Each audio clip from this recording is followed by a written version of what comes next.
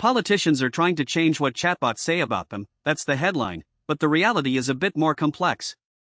Microsoft's Azure OpenAI and OpenAI's own ChatGPT have been deployed across the country as a new kind of information hub. Voters fire up a chatbot, type in the name of a candidate, pulverize a question, and then get a curated, text-based answer that can influence the thinking of millions.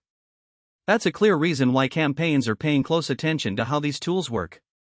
The core concern is simple: the information a chatbot delivers is only as good as the data it was trained on and the prompts that guide it.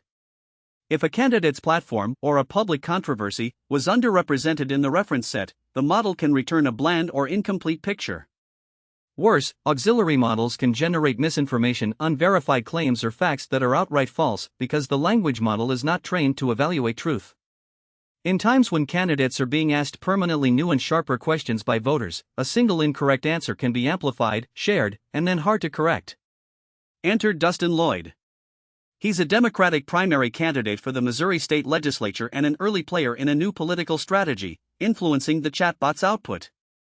Lloyd and his team have discovered that by constructing carefully worded queries, often phrased in opinion, or by inserting in the spirit of prompts oregano, they can steer a model toward highlighting certain policy positions and away from potentially damaging stories. In practice, they edit their web pages and social media posts so that any reference to a public record or town forum is followed by a clarifying statement that the chatbot can pick up quickly. Beyond prompts, some candidates are training small, custom models on their own datasets. By feeding the AI a curated collection of newsletters, speeches, and news releases, they create a narrow knowledge base from which the chatbot pulls answers. The effect is similar to coverage as publicity. The chatbot is fed content that the campaign has already vetted and polished, so any response it gives is effectively a live, machine-generated press release. The practice isn't only about propaganda. Many candidates are using AI to answer the often tedious, but important, logistics questions from voters. Who can they vote for? What are the voting deadlines? How do they register?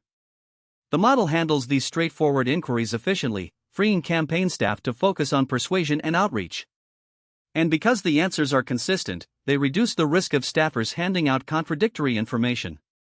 However, the effort to shape chatbot output raises troubling questions about transparency and bias.